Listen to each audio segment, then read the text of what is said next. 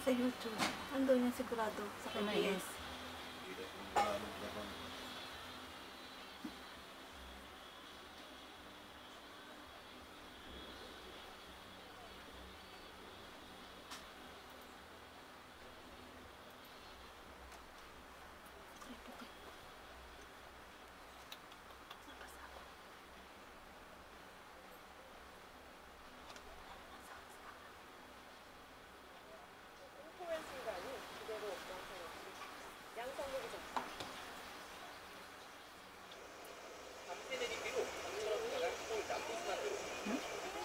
꼭대기에서부터 하얀 불보라를 일으키며 도로 위로 토사가 밀려듭니다. 도로를 덮친 토사는 가로수를 쓰러뜨린 뒤 곧장 아파트 단지로 달려듭니다.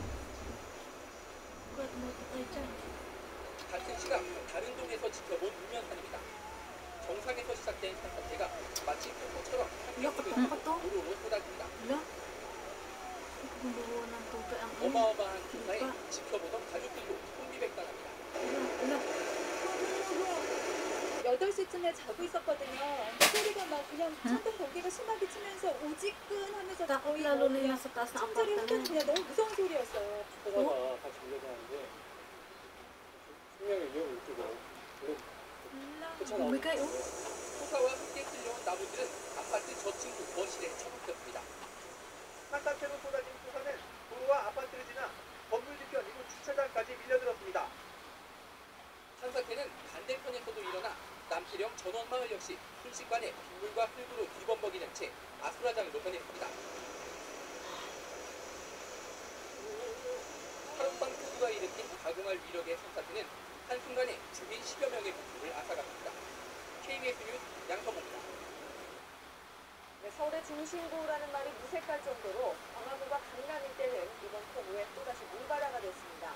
지난해에 이미 물난리를 겪었지만 또다시 이런 일이 일어난 것인데요. 오늘도 집중호우가 예보돼 있어서 걱정이 큰 상황입니다. 김준범 기자입니다. 이제부터 폭우가 계속된 탓에 서울 강남역 일대는 짧은 시간에 집중호우에도 노려지겠습니다. 계곡과 같은 거센 물살이 곳곳에 휘몰아쳤습니다. 급격히 불어난 물에 시민도 차량도 발을 떼지 못했습니다.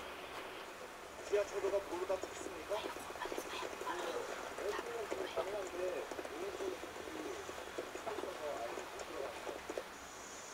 침수는 시간이 갈수록 확대됐습니다. 사당과 남태령 일대도 차로가 누런 공터가 변했습니다. 예술예전당과 국립국악원도 우면산에서 밀려든 흙탕물과 토사를 피하지 못했습니다. 건물 일부가 침수돼 전 직원이 복구 작업에 나섰지만 오늘도 도면에 터질이 불가피해 보입니다. 지난해 대대적으로 하수관을 늘렸던 서울 광화문 일대도 집중호우를 못 견뎠습니다. 아재독으로 넘치는 물을 막아보려 애쓰지만 순식간에 목까지 차오르는 물은 막기엔 역부족이었습니다. 공공기관과 대기업이 몰려 서울의 양대 도시인 강남과 광화문 지역은 대기능을 잃어버렸습니다. TBS 뉴스 김준범입니다. 이 보험사마다 콜센터에는 긴급히 도움을 요청하는 전화가 빗발쳤습니다. 여기저기서 예상치 못한 폭우 때문에 차량 3천여 대가 지금 침수된 것으로 집계가 되고 있습니다. 최대수 기자입니다. 흙탕물 속에서 자동차들이 오도 가도 못한 채 갇혔습니다. 반쯤 물에 잠긴 차량을 남겨두고 운전자들이 물살을 헤치며 걸어나옵니다. 손으로 차를 밀어도 보지만 소용이 없습니다. 갑자기 물이 불어나가지고 차들이 갑자기 쓰더라고요. 그래서 그냥 싹 잠겨버렸습니다. 같은 시각 보험사 콜센터. 물이 특히 위쪽으로 많이 차 있어서 또 물이 들어오고 있거든요. 긴급 견인을 요청하는 전화도 이어집니다. 주차했던 차들이 지금 세 차가 다른 차하고 엉켜가지고 부딪히고 뭐 이틀 동안 쏟아진 폭우 속에 전국에서 수천 대의 차량이 침수 피해를 입었습니다. 이러다 보니 12개 손해보험사엔 10만 건이 넘는 긴급 출동 서비스 요청이 쇄도했습니다. 이런 침수 차량은 자기 차량 손해담보에 가입했다면 한도 안에서 보상을 받을 수 있습니다. 2003년도 매미 이후에 저희가 이제 자차나 담보로 이제 보험 처리가 가능합니다. 각 보험사로 연락을 하시면은 보상 담당자가 차량을 원래대로 복구하는 가격이 보상 기준이며 보상을 받더라도 할증이 되지는 않습니다. KBS 뉴스 최대수입니다. 자, 이번엔 참 갑자기 또 이곳저곳에서 동시다발식으로 물난리 피해가 나서 기자들이 신속히 현장에 접근하기가 참 어려웠습니다. 그래서 시민 기자들의 활약이 더 빛을 발했습니다. 유승현 기자. 서울 대치동 음마아파트 앞 침수 소식도. 경기도 광주시 군지항 쪽에 물이 들어찬 상황도. 올림픽대로가 침수되고 있는 현장도 가장 먼저 알린 건 현장에 있던 KBS 시민 기자들이었습니다. 어제 하루 KBS 앱 등을 통해 접수된 제보만 모두 300여 건. 현장의 생생한 화면들이 실시간으로 전파를 타 TV를 보며 물난리에 가슴 졸이던 시청자들에게 귀한 정보를 제공했습니다. 특히 엄청난 폭우로 교통 상황이 악화되면서 기자들의 현장 접근이 어려울 때 피해의 심각성을 생생하게 전할 수 있었던 건 휴대전화로 찍은 순간의 영상들 때문이었습니다. 트위터는 제 정보의 생명줄이었습니다. 어제 하루 트위터에 가장 많이 오르마는 강남역. 물에 잠긴 강남 소식은 트위터를 통해 실시간으로 전해졌고 큰 화제가 됐습니다.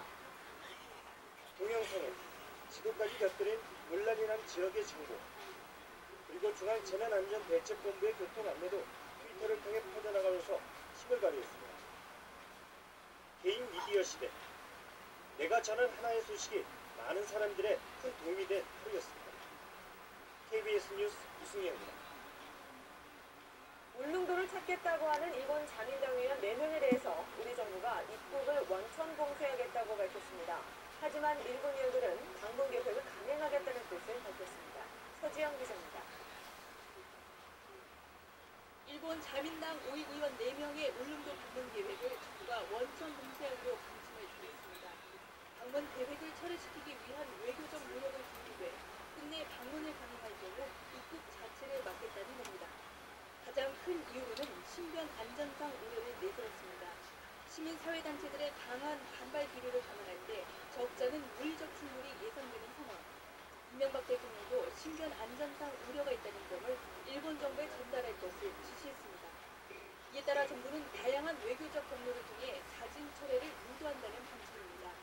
입국 금지를 위한 법적 검토 작업도 마친 상태입니다. 출입국관리법 11조는 대한민국의 이익이나 공공의 안전을 해치는 행동을 할 우려가 있다고 판단할 경우 입국 금지를 할 수 있도록 규정하고 있습니다. 그러나 일본 자민당 의원들은 일단 방문 의사를 밝히지 않았습니다. 울릉도 방문 담당격인 신도 유스토커 의원은 신변 안전이 확보되지 않으니 방한하지 말라는 의견을 듣지 못했다며 방문을 강행할 뜻을 내비쳤습니다. 일본 자민당도 신덕수 주일대사의 면담 요청을 거부한 것으로 전해졌습니다. 이런 가운데 오늘 일본 대사관 앞에서 일본